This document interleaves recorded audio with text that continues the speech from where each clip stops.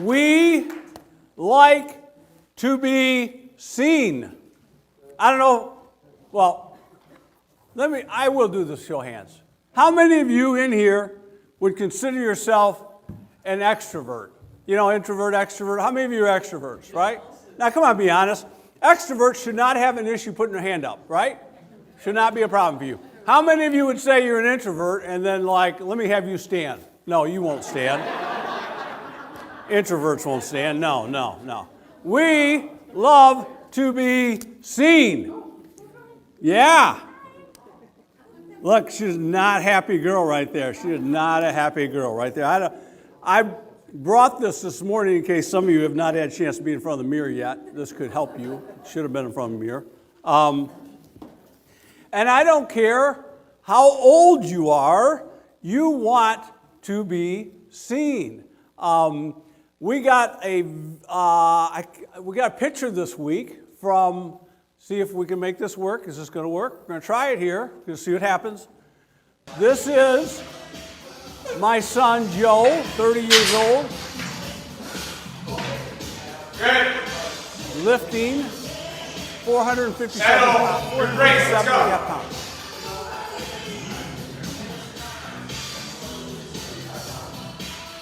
On the way!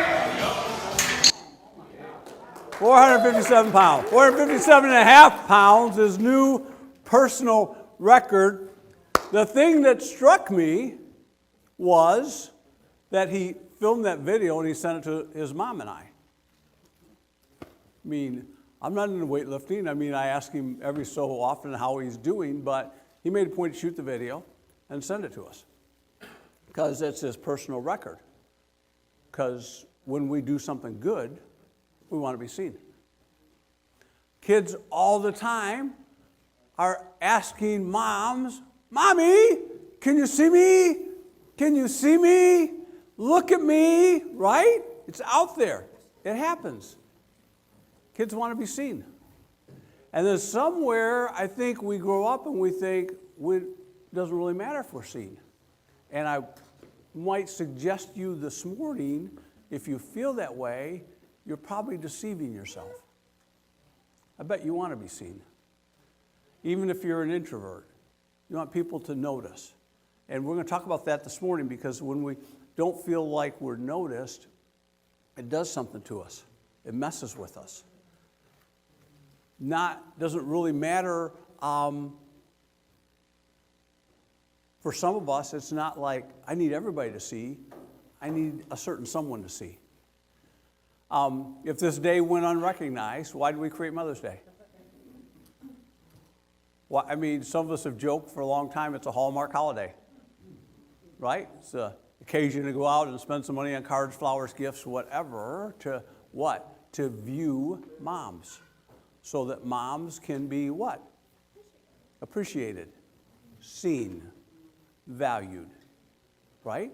I heard the story of a mom by the name of Nicole Johnson. Nicole was taking her 5-year-old son Jake to school.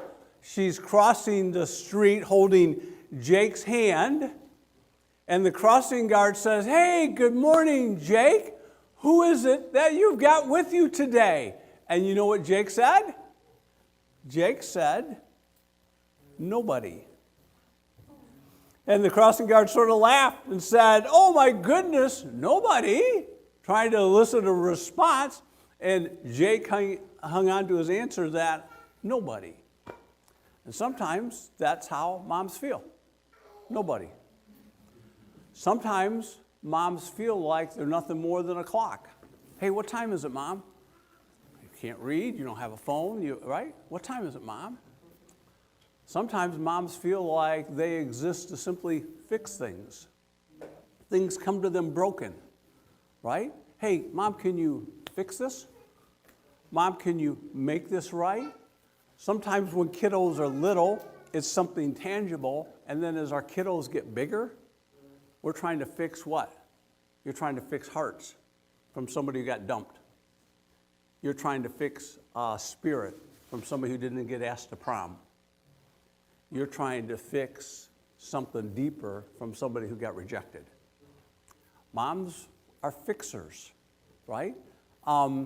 Sometimes moms feel like they're nothing more than the cook, the bottle washer, the one who, hey, what time is dinner, Mom? Hey, Mom, what's for dinner? You know, in our household, they never came and asked me what was for dinner. It didn't happen, right? It would be like, hey, as soon as you call Little Caesars and it gets here, that's when we'll have it, right? Moms, what time is, when you just feel like a nanny, like the one who's running the household, and many times you are, right? But it feels a little underwhelming. Does anybody see you? Does anybody notice? Does anybody appreciate? And I think that we can go through our world, we go through our life that way, and it sort of like can sap the energy out of us. What I want us to see today is the story of a mom, the only mom in Scripture who ever gave God a name. Of all the names that God has, there was only one human that gave God a name, and that was this mom, Hagar. And we're going to find her story in Genesis chapter 16. So if you've got a Bible, if you've got your app, would you open it up there? Genesis chapter 16. Does it make any difference if Jesus sees me? Here's the deal. Here's what I want us to kind of grapple with today. Will it make any difference if you walk out of here thinking God really sees? You want to be seen. I promise you, you do. Let me ask you this. How do people go about trying to be seen? What does it people do to be seen? What does it mean? Let me ask it another way. Let's start when we're little and our kids do something that the schools get back to us, and there's a phrase that gets used, and the phrase that I'm familiar with is kids acting out. What does it mean when kids act out? What are they doing? Generally, they're what? Misbehaving? When we use and hear the term acting out, we don't oftentimes think they're doing good things, do we? Hey, your kid's acting out. I want to applaud you. Right? You get a phone call if your kid's acting out because we need to correct the behavior. Why are they acting out? They want to be seen. There's something going on in their world that's hurting their heart, and they want to be seen. And they don't feel like they're being seen at home, and so what? They're going to try and be seen somewhere else. Let's fast forward. How do adolescents, how do teens? Teens want to be seen? Do you know that I read this week that more people will die from taking selfies than being attacked by a shark? True. They've looked at it. More people will die, and they've actually issued what would be public service health announcements about the danger of taking selfies. I thought this was interesting that they estimate that there are you ready? 93 million selfies taken each and every day. That the average 18 to 24-year-old takes, if I'm not mistaken, 7 minutes worth of selfies a day. Now think about that, because a selfie is just a snapshot, right? 7 minutes worth of selfies a day. You don't think people want to be seen? How many selfies are on your phone?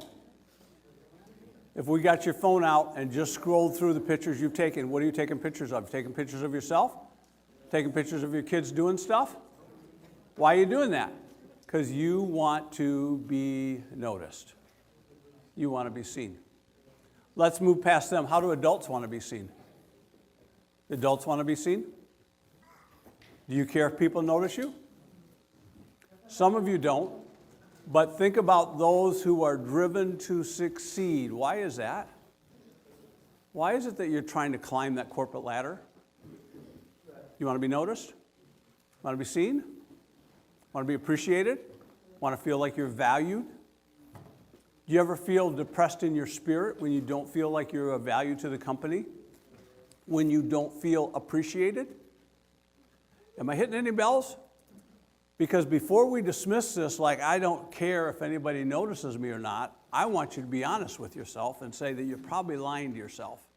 You probably do care if people notice. And one of the things I wonder is, if you feel like you haven't been noticed in so long, now you've deceived yourself into thinking it doesn't really matter. And really what that's masking is the hurt and the pain that you have felt for so long of being underappreciated. That's moms, but that's dads, that's kiddos. That's our world. That's the people that we see. And this morning, if you feel like nobody notices, this message is for you. Genesis chapter 16, the story of Hagar, is a mom-to-be. Here's what I want. Everybody wants to be a somebody. Everybody wants to be noticed. Everybody wants to be a somebody important. Importance is just treating people good. That's important. That's by Mike Tyson. Everybody wants to be seen. It's just a matter of how we go about being seen. It's the steps that we take to be seen. We don't want to be seen as irrelevant. We don't want to be seen as unimportant. We don't want to be seen and viewed with like we're not appreciated, like people don't value what we're doing. And especially for moms in the home, when it can feel like you do so much and no one notices, no one seems to care. Genesis chapter 16. Let me summarize the first 5 verses, but I'm going to start just reading there. Now, Sarah, Abram's wife, had borne him no children. That's our backstory. Abraham had been promised a child. This child was going to carry on the name. It's an interesting feeling that I don't know that we think much about in our culture, but in their culture, a very big deal. All right, your children were the ones, and especially males, that would carry on the family name. Right now, I have, are you ready? In the Warman name, it has crossed my mind. I have 2 sons. One's getting married in a month, but I'm wondering if my line is going to be continued. I've had those thoughts. Will my sons have sons, and will the Warman lineage continue? That's what Abraham and Sarah are facing, right? God had promised them a son. They're now way, way old, 90 and 80 something. I mean, they're beyond having babies, right? And they've got no children. But they had this Egyptian servant girl by the name of Hagar. We've got feelings today about what slaves are like. In this culture, it was very, very much an acceptable practice in this culture at this time. Hagar had come out of Egypt, probably a teen. They had taken her. She had no rights, no privileges. Think a foreigner, think an immigrant, only you didn't migrate on your own. Someone took you from your land and said, hey, you're now going to be our slave girl. And so she's in the household, and she's doing all the menial tasks that they would ask us. It didn't conjure up much to think about what would they ask a teenage slave girl to do. Probably everything that moms do. Cook, clean, make sure the house is ready, right? I was going to say watch the kids, but there were no kids to watch, okay? This is Hagar. She's in this situation, and Abraham and his wife devise a plan to say, hey, it looks like, Mom, you're not going to be able to have any children for us. What's our plan B? Let's find a surrogate. Hey, we got this teenage girl here. Why don't we go down that route? And again, you can think, oh man, that's really crass. In this day, this was an acceptable way to carry on your line. And so Hagar is pregnant with child. And if you can imagine this is being come to light, Sarah, I think out of jealousy, I think out of maybe self-pity, I think out of maybe anger, thinking this should have been me. I should be the one being celebrated as a mom-to-be, but all the fuss is over here. Have you ever seen that in families? Somebody seemed to get the favor. It was supposed to go this direction, but it went this direction. And now there are feelings that get stirred up. This is what Sarah feels. And we read here that Sarah said to Abraham in verse 5, you are responsible for the wrong I am suffering. I put my servant in your arms, and now that she knows she is pregnant, she despises me. She's blaming Abraham for this drama in the household, this conflict that they're facing. Your servant is in your hands, Abraham said. Do whatever you think is best. And Sarah mistreated Hagar. Mistreated. What conjures in your mind when you think of somebody mistreating someone else because they're jealous, because they're angry at them? Because they have something that you want, but you can't get it. That's what's going on here. And so what? Verbal abuse? Little jabs? Making her do really hard stuff? Being unsympathetic to her plight? Morning sickness? I don't care. Get up and clean anyways. I don't care you feel terrible. We need you to do this. And there comes a point when Hagar has enough and she leaves. Everybody wants to be seen. She wanted to be noticed. Wasn't being noticed. I asked the question, how do you see yourself? How do you see yourself? Who are you this morning? It's an honest question. Where do you get your identity from? How do you want people to view you? Are you a mom? Like first and foremost, that's your title, and so you're a mom, you're a dad. Are you a grandparent? Are you an athlete? Are you like a scholar student? Are you a pretty big person in your company? How do you see yourself? How do you want to be seen? Because the biggest challenge that you face is when you tack on your identity wagon to something you do, and that something you do gets taken away, what happens? That's where you get depressed.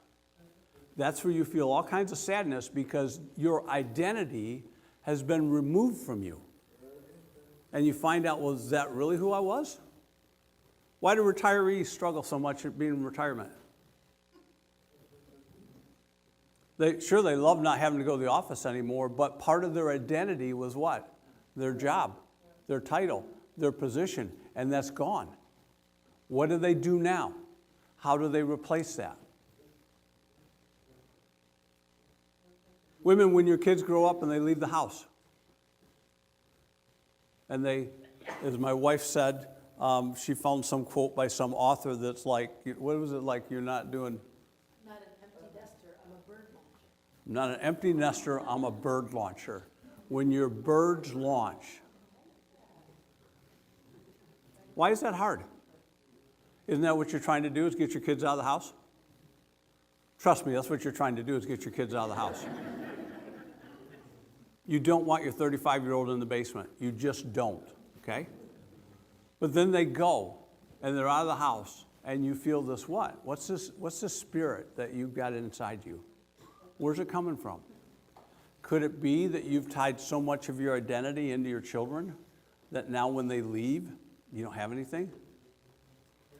How do you see yourself? How do you want to be seen? How do you want to be viewed? And I would make a case that in a healthy sense, you want to be seen for who you are. The person, the man or the woman that you are. Your qualities, your characteristics,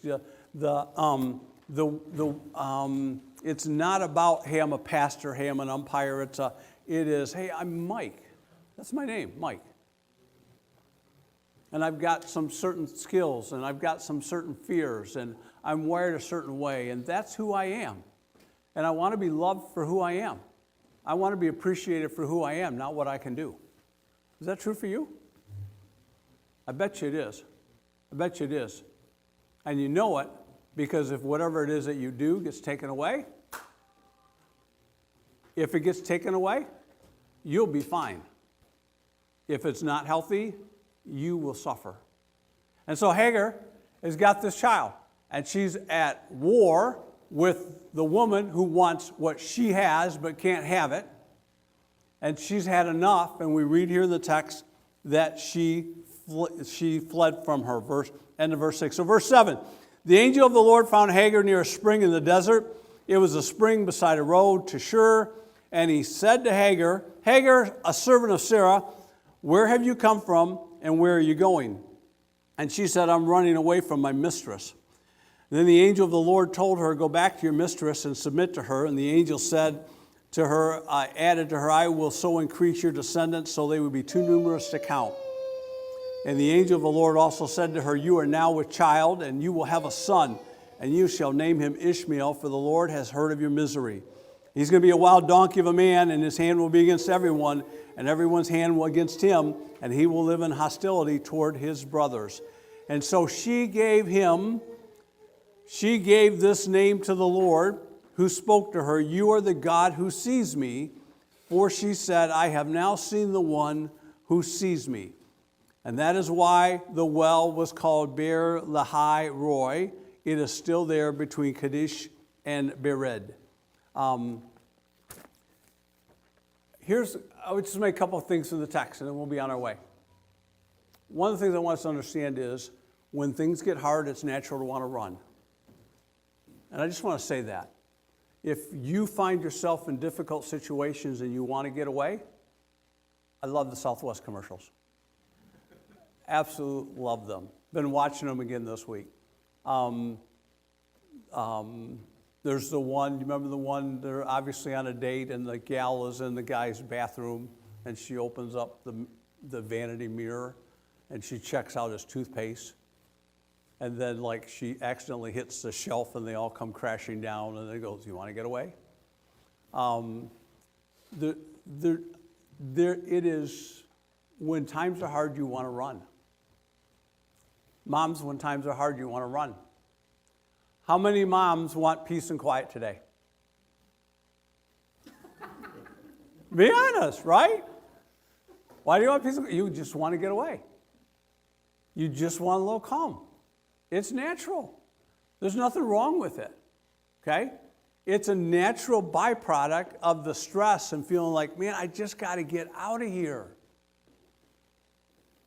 But where are you going? Where are you headed? Right? Is there a situation you're trying to get away from? Is there something you're trying to escape from? That's when maybe there's a warning light going on saying, hey, I may need to talk this thing through a little bit. It's okay to want to take the stress off.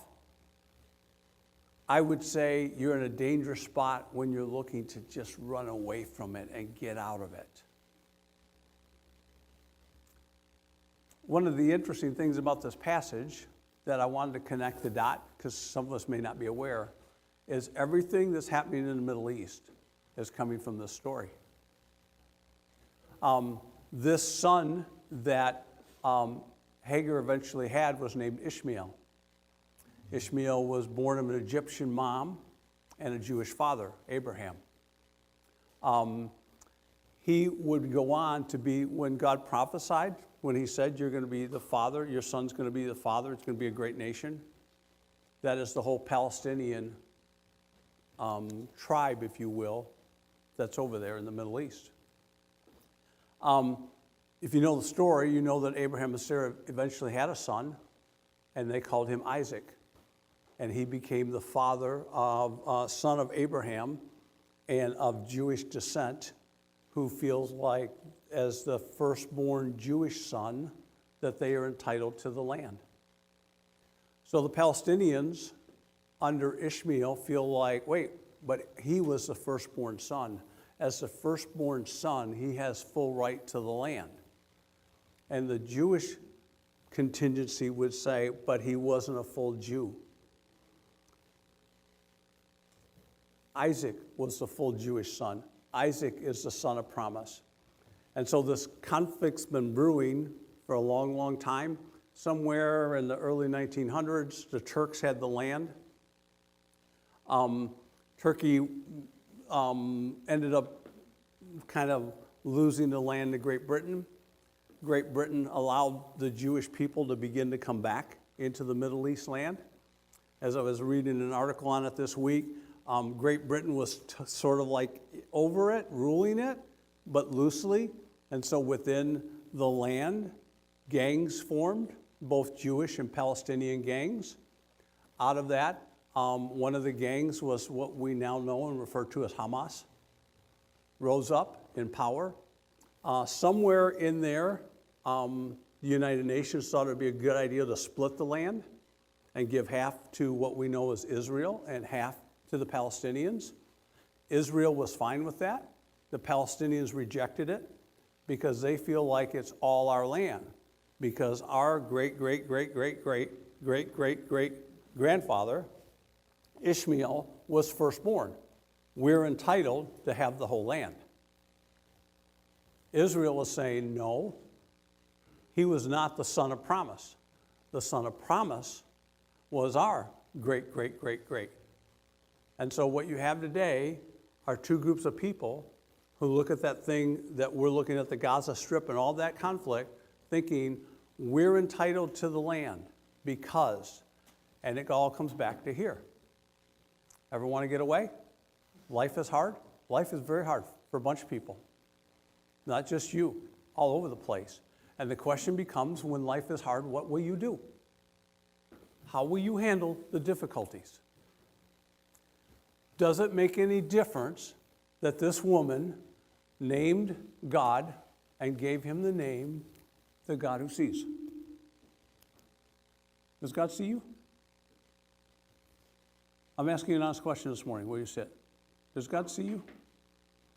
Does God see what you're dealing with? Is he aware, or are you on your own?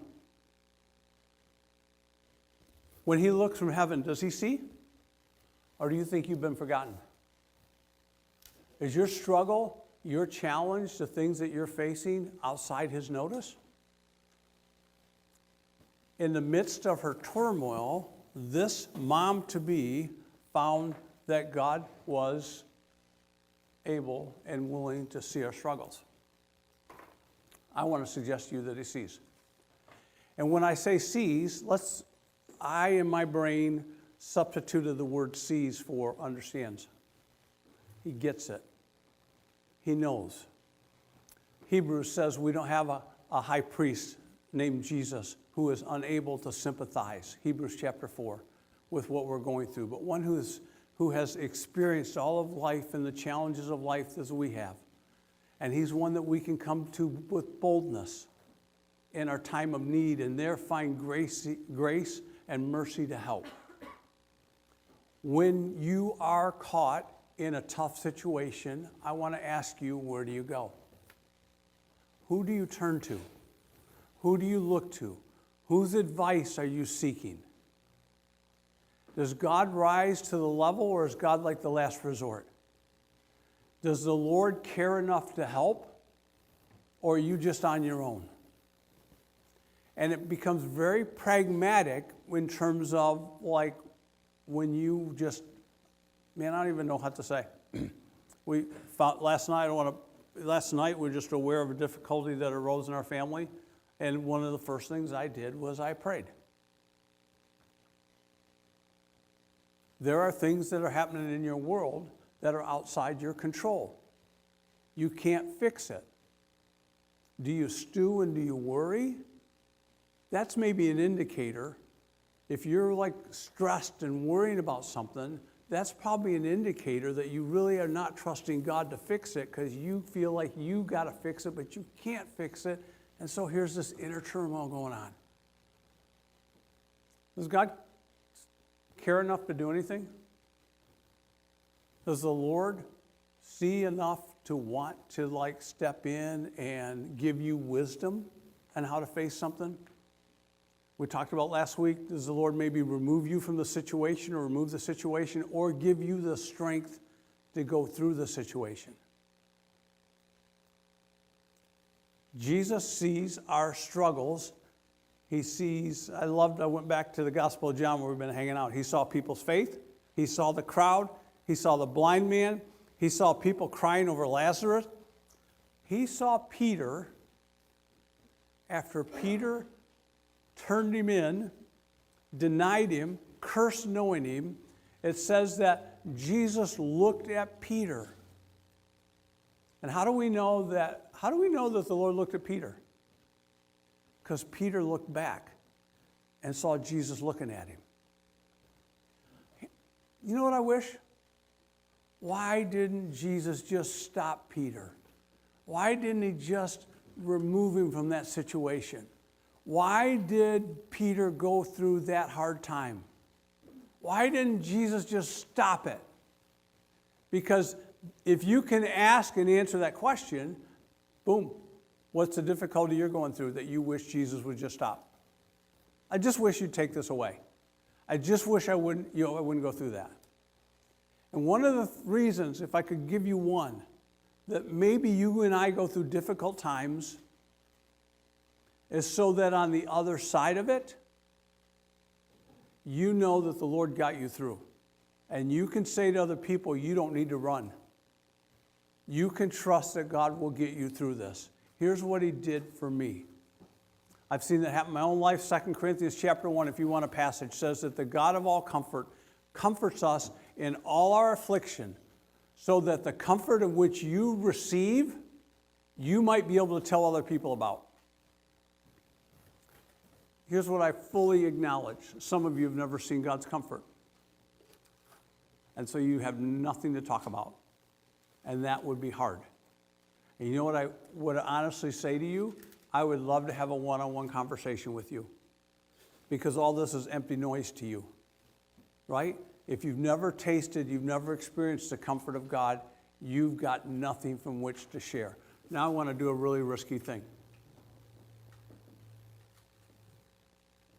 Now I'm going to ask something that's just, it's not that hard, but it's it'd be interesting. If you today, if what I just said has resonated with you and there's been a time in your life where you've seen God come through for you and you've experienced His comfort, would you just put your hand up? So that's not everybody, right? But that's some of us. So I'm not just blowing smoke. That's what I want you to understand. There's a room full of people that have seen God's hand work in their life. It's real. And the fact that maybe you haven't doesn't mean it's not real. It just means that a couple things. You maybe never looked for Him. You've never maybe trusted Him. Maybe God's worked on your behalf and you've never recognized it. But it doesn't mean that it's not real. Jesus sees our struggle. Jesus wants us to go through these times so that we're stronger on the other side of it. I love Zephaniah chapter 3, verse 17 says that God takes great delight and He sings over us, just like any moms. You ever sing over your kids? Why do you do it? What's the power in singing over your kids? I can't sing a lick. I've watched Patty sing over each of our kids, and I wish that I could sing. I can't sing. Best I can do is hit the play button. But there's something powerful when moms sing over their kids. There's something that is soothing. There's something that's comforting. There's something that assures the child that it's going to be okay. Because Mom's here. Mom seems to be in control here. Mom's love and compassion is coming through. And the prophet said that's what the Lord does for you. He sings over you. He cherishes over you. You mean that much to Him. The second thing that I noticed in the passage is that Jesus knows where you're going. Love the questions. So the Lord finds her and He says, hey, Hagar. He says, where are you going? Right? Where have you come from? Where are you going? Where have you come from? Where have you come from? Where have you come from? Is he talking geography there? Hey, Mike, where are you from? Detroit area. Is that what he's getting at here? Where have you come from? Wouldn't it be fun to hear your story? Some of you don't like your story, but it's where you've come from.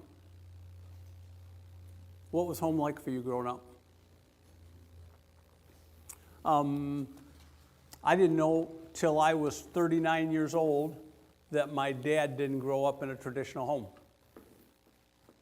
My dad grew up, and I've shared a little bit with some of you, He was the youngest of four. The two older brothers stayed in the home. My dad, the youngest, and his next oldest brother were shipped off. Couldn't afford them, so they put him in the foster care system. So at 39, I find out for the first time that my dad, for like, I don't know, from like age 6 or 7, every year was in a different foster home. And just bounced around to about probably in his early teens. He then just started living over a bowling alley in a boarding room. I'm 39 years old when I find this out.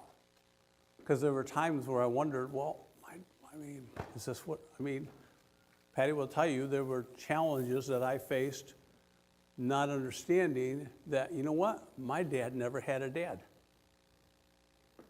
My dad never had a dad to show him what it was like to be a father. But I didn't know that. See, I assumed that when you see a man in the household, he knows how to be a father. When you see a woman in the household, you assume she knows what it's like to be a mom. What if your mom was not a good role model? What if you lost your mom when you were early? What if you never had a mom to show you what it was like to mother? But you're now thrust into this role. And what are you going to do? You're going to do the best you can. What if some of you don't have great memories of your mom because your mom never had anybody to show her what it was like to be a mom? And I'm an adult when I finally learned that. Trust me, there was a lot of water under the bridge that I just was like, huh. And then like, huh, things make sense. Where have you come from? Where have you come from? Do your kids know your story? Do you share your story? Some of you may not share your story because it's too painful. But your kids need to know your story because your kids are evaluating you, moms and dads, based on what they see. And what they see is predicated on where you've come from. And if you don't share where you've come from, then it doesn't really maybe make sense, except that, man, they're just like, oh, your mom does that for you? My mom doesn't do that. Your dad does that? My dad doesn't do that. My dad never tells me he loves me. Your dad does that? My mom never. And maybe it's simply predicated on that's where you've come from. You don't know any better. Your kids need to know your story. Where are you going? Where are you headed? Is that a geographical question? No, not at all. I think Hagar answers it. She's like, I'm running away. I'm getting out of here. I can't take it anymore. But Jesus is wanting to probe a little bit deeper. So where are you going to go? Where are you going? Where are you going? What do you want for your kids? Honest question. What do you want for your kids? When your kids are 22, what do you want them to be like? When your kids are your age, what do you want them to be like? What do you want their relationships to be like? What kind of person do you want them to be? How can you now live life to help them get to where you want them to be? Where are you going? Where are you headed? Where's the next 5 years of your life? Where do you want to go with it? Are you just going to magically get there? Can you take steps now to help you get to where you want to go? I think the cool thing here is that the Lord says to her, I want you to go back. See, I think the Lord knows and He has a plan for us. He has a plan for your children. He has a plan for your marriage. He has a plan for you personally. But I've got to want to seek that plan. I've got to want to say, Lord, can you help me? Here's where I think I'd like to go. Can you work with my thinking? Can you open some doors? Father, here's where we're at with our kids. Here's where I'm at with this child. I need your help. I need you to help me see this child as you see this child. Where have you come from? Where are you going? Jesus will help you get there. He knows where He intends for you to go. will you solicit and ask his help? Or will you just kind of plow on ahead and do the best that you can? The last thing I just want to see is that he's going to walk with you as you go. Hagar, I need you to go back. And if you go back, I promise you, your son's going to be a great man. He's going to have a great people following after him. Love the passages in Scripture that just talk about that Jesus sees, that he cares, that he will walk with us. Come to me, every one of you who's tired. Moms, are you tired? Yeah, some of you are. You are. Come to Jesus and I will give you rest. What's that look like? I think there's when your kids are tired and they come to you for rest, what are they looking for? A nap, I know, right? Can we put them down? Can we just boom? They're looking for you to enfold them in your arms and create a safe spot that they can just exhale. And I think that's what Jesus wants. He wants us to come into his arms and exhale. And just know it's going to be good. It's going to be all right. It's going to be fine. Because he has me just the same way that you have your child. Moms who are older, let me ask you a question. At what age do you want your child to stop coming to you?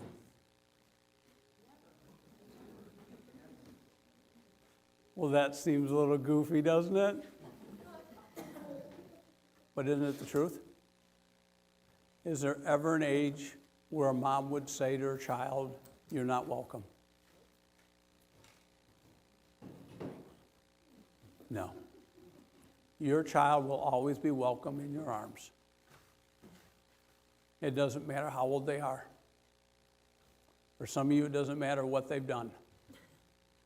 They will always be welcome in your arms. Do you think the Lord treats you any less? Do you think that that's what Jesus does? Oh, too old, too messed up. You weren't good enough.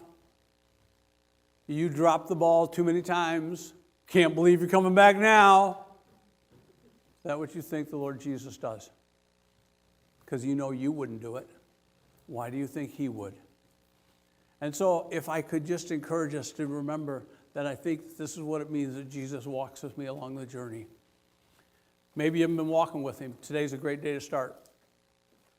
Today is a great day to begin to follow Jesus. Maybe you've walked with him for a while and you feel like you just want to quit, you just want to bail. Could I encourage you just to today go to him, into his arms, and let him just hold you. Just let him rest. Just let him speak to your heart. Let him encourage your heart. Maybe you're doing fine. You know the thing you can do is find someone else who's not doing fine and encourage them. And just say, it'll be okay. I think that's why Jesus calls us to be the arms and feet. Why else would I mean this, why else would I give a lick about any of you? I mean, other than we're trying to be good people, right? Just trying to be a good person. But in the body of Christ, we're called to something different. We're truly called to love one another, to be there for one another, to look at each other in the eye and say, how you doing? How can I help? And there may be some women in here today on Mother's Day who need another mom, another woman to look them in the eye and say, how can I help?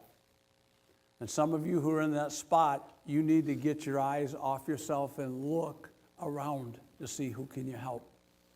And some of you need to be willing to receive the help when it's offered. And let someone else just love on you. You're tired? We get it. Just let someone else come alongside and say, man, let me walk with you for a little bit. Why would they do that except for the love of Jesus? That's what I think it looks like when he walks with us. It's flesh and blood. It's not some mystery ghost out there. It's us being there for one another. I want to close this story. Team's coming up. Remember Nicole I talked to you about at the beginning of the story? The mom who, 5-year-old, said she was a nobody? She talks about one night, it says here that she was having dinner with some girlfriends. And at the restaurant, one of the girlfriends gave her a book. It was, let's see here, it was a book about the great cathedrals of Europe. And she said, I really wasn't sure what was going on. I read in the inscription that she wrote, with admiration for the greatness of what you are building when no one sees. Odd. So she probes a little bit further. She's talking to her friend.